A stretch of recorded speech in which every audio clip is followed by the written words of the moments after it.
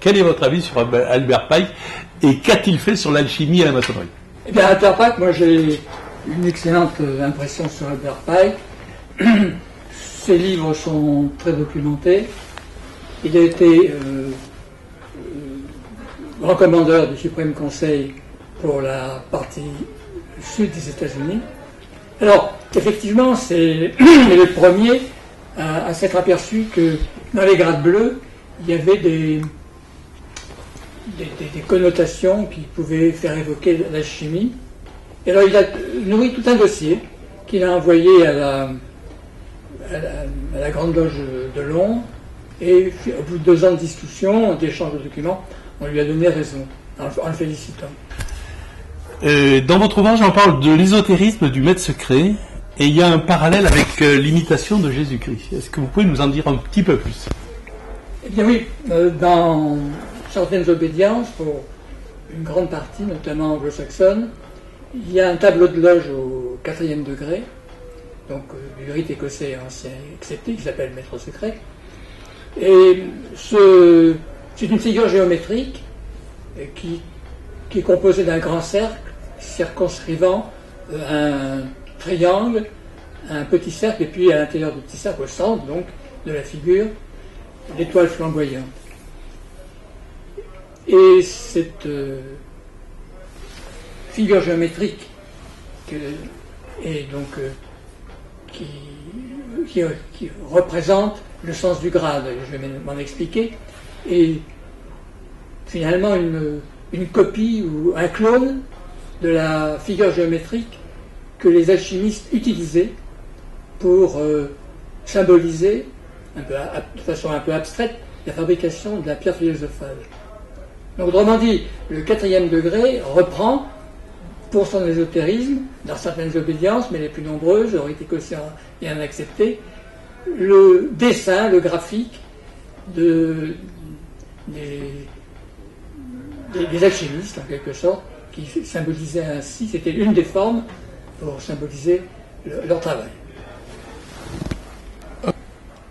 Au Suprême Conseil de France, le tableau de loge au 4e degré n'existe pas. Alors, pourquoi il n'apparaît pas? Et d'après vous, qu'est-ce qu'il apportait ou qu'est-ce qu'il apporte de plus quand il est ailleurs? Alors, pourquoi il n'apparaît pas, je ne sais pas. S'il travaille le rite écossais en un, oui, ancien et accepté, la plupart des obédiences y recourent. Alors, il faut quand même noter que le tableau de loge que j'ai noté, il y en a plusieurs dans votre ouvrage. Il y a plusieurs tableaux. Il y a plusieurs illustrations de tableaux.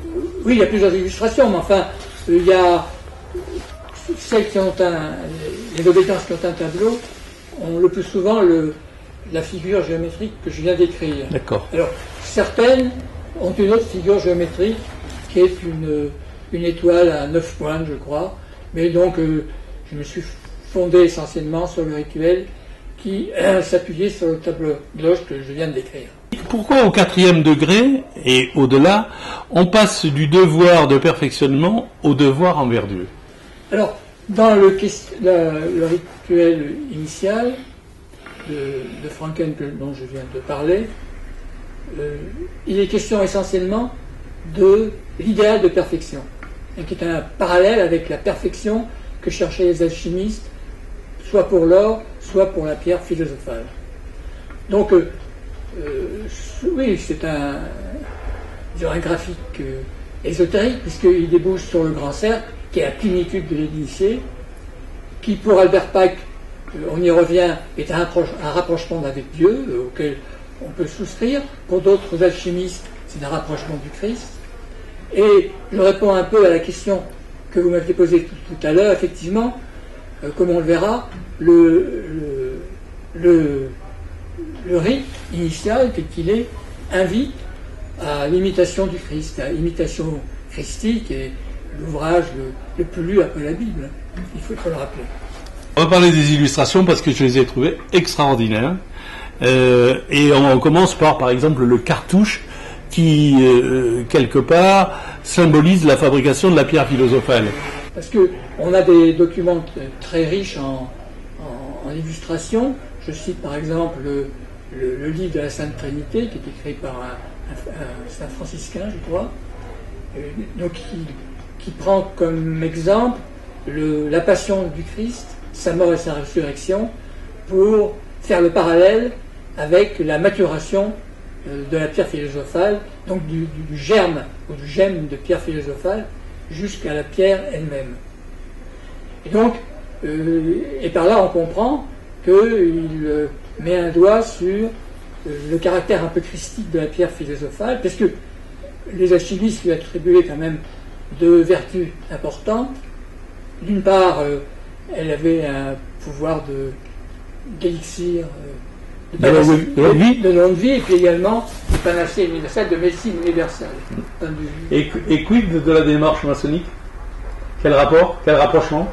Non, le rapprochement, c'est que c'est pour inciter l'impétrant à l'exemplarité maximum, à vivre absolument très convenablement, conformément à la morale, et puis surtout qui invite à la recherche de la spiritualité. C'est quand même, c'est ça le point le plus important du grade. Sur le cartouche dont on parlait tout à l'heure, c'est une corde qui remplace l'ouverture de cette balustrade. Alors, quelle signification de cette corde?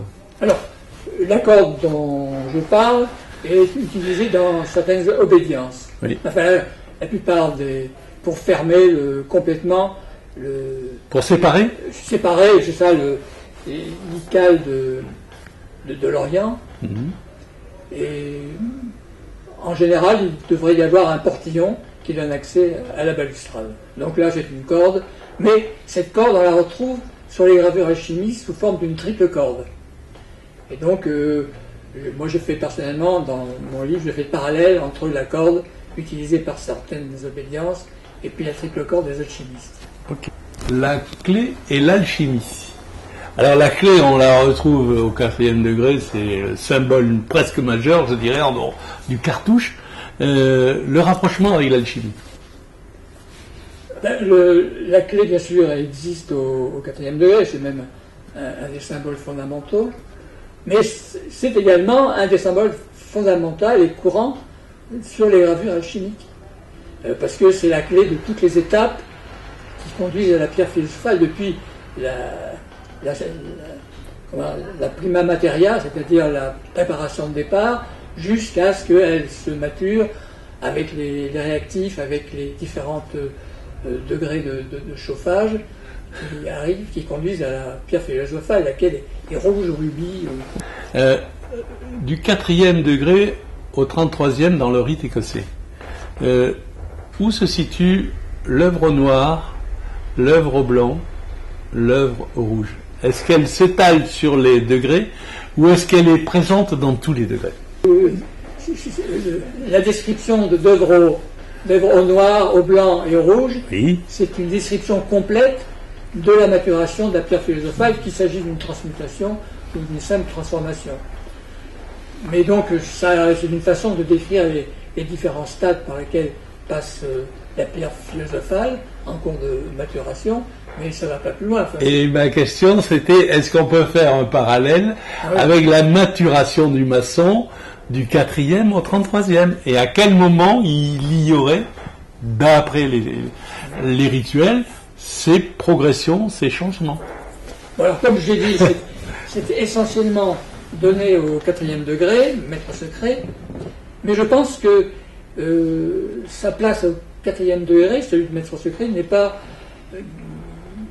faite par hasard, parce que c'est quand même le premier degré des grades de perfection, qui court 11 degrés, qui court du 4e jusqu'au 14e, et je pense que c'est d'emblée, quand on attaque les grades de perfection, je pense que le tableau, l'idéal de perfection a été donné pour que ensuite c'est valable, que ça soit valable pour tous les grades, jusqu'au 32e et puis au 33e qui a été rajouté ensuite. Oui. Bon. Donc il y a différents grades qui ont une imprégnation alchimique. C'est vrai pour le 18e degré, qui est hérité des Roche-Croix. Les Roche-Croix voulaient un syncrétisme entre la Bible et l'alchimie. Mais finalement, il y a des symboles qui sont qu'on retrouve dans l'alchimie, comme le pélican, par exemple.